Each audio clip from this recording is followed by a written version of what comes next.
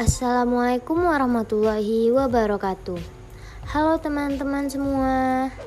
Mari kita simak dan kita pahami video pembelajaran kali ini sampai dengan selesai ya. Jadi di video pembelajaran ini kami akan membahas tentang memahami pentingnya mengembangkan media pembelajaran yang akan dijelaskan oleh kelompok 6, yaitu Welsa Laudiasari dengan NIM A1B121007, Rifka Silvia Lausesihite dengan NIM A1B121104, dan Ainul Wahyuni dengan NIM A1B121109. Pentingnya mengembangkan media pembelajaran. Media pendidikan memiliki kekuatan-kekuatan yang positif dan sinergi yang mampu merubah sikap dan tingkah laku siswa ke arah perubahan yang kreatif dan dinamis. Peran media pendidikan sangat dibutuhkan dalam pembelajaran, di mana dalam perkembangannya saat ini media pendidikan bukan lagi dipandang sekedar alat bantu, tetapi merupakan bagian yang integral dalam sistem pendidikan dan pembelajaran.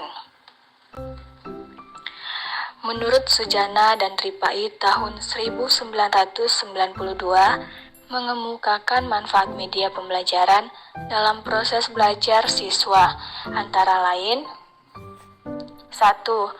Pembelajaran akan lebih menarik perhatian siswa sehingga dapat menumbuhkan motivasi belajar.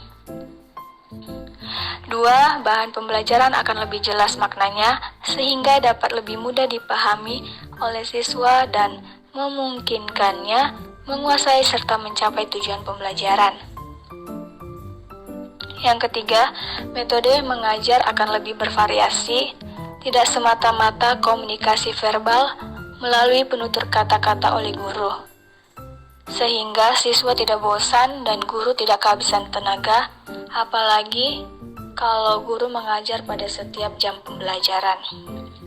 Yang keempat, siswa dapat lebih banyak melakukan kegiatan belajar, sebab tidak hanya mendengarkan uraian guru, tetapi juga aktivitas lain seperti mengamati, melakukan, mendemonstrasikan, memerankan, dan lain-lain.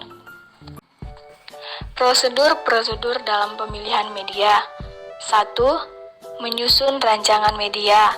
Langkah-langkah yang harus diambil dalam pengembangan program media menjadi 6 langkah sebagai berikut.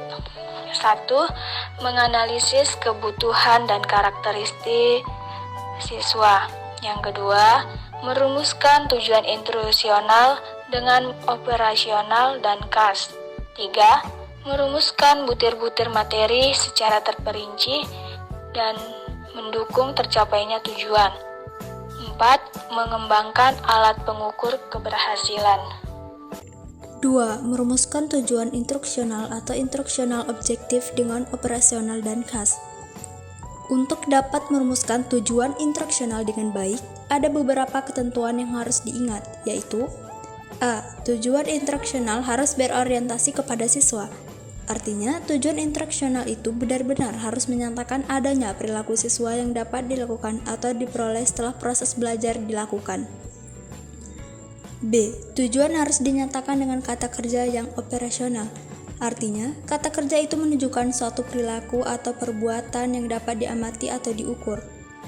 3. Merumuskan butir-butir materi secara terperinci yang mendukung tercapainya tujuan. Penyusunan rumusan butir-butir materi adalah dilihat dari sub kemampuan atau keterampilan yang dijelaskan dalam tujuan khusus pembelajaran, sehingga materi yang disusun adalah dalam rangka mencapai tujuan yang diharapkan dari kegiatan proses belajar mengajar tersebut. 4. Mengembangkan alat pengukur keberhasilan. Alat pengukur keberhasilan dikembangkan terlebih dahulu sebelum naskah program ditulis, dan alat pengukur ini dikembangkan sesuai dengan tujuan yang akan dicapai dari materi-materi pembelajaran yang disajikan. Bentuk alat pengukurnya bisa dengan tes, pengamatan, dan penugasan. 5. Menulis naskah media. Naskah media adalah bentuk penyajian materi pembelajaran melalui media rancangan yang merupakan penjabaran dari pokok-pokok materi yang telah disusun secara baik, seperti yang telah dijelaskan di atas. Supaya materi pembelajaran itu dapat disampaikan melalui media, maka materi tersebut perlu dituangkan dalam tulisan atau gambar yang kita sebut naskah program media.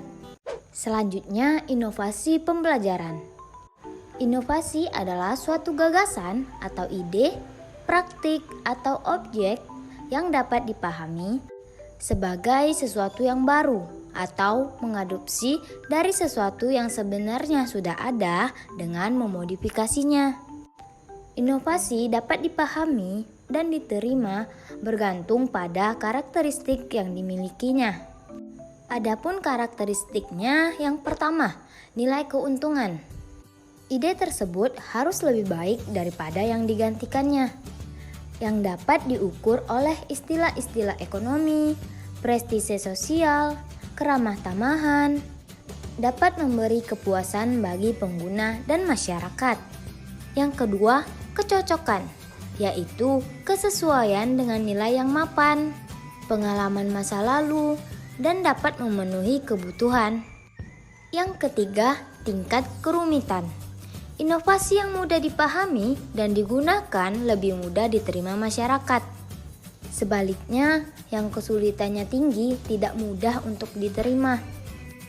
Yang keempat, dapat dicoba. Inovasi yang dapat dicoba lebih mudah diterima, dapat diobservasi, yaitu sebuah inovasi yang dapat terlihat untuk diteliti. Cukup sekian pemaparan materi dari kami kelompok 6 tentang memahami pentingnya mengembangkan media pembelajaran. Terima kasih kepada teman-teman yang sudah mendengarkan dan memahami video pembelajaran kami dari awal sampai akhir. Semoga mudah dipahami ya teman-teman. Oh iya, untuk lebih memperluas wawasan serta menambah ilmu kita, kami membuka sesi tanya jawab loh di kolom komentar. Bagi teman-teman yang ingin bertanya, silahkan ditulis aja di kolom komentar ya. Ditunggu. Kami dari kelompok 6 memohon maaf apabila masih banyak kekurangan dari video pembelajaran kami. Cukup sekian dan terima kasih. Kami akhiri. Wassalamualaikum warahmatullahi wabarakatuh.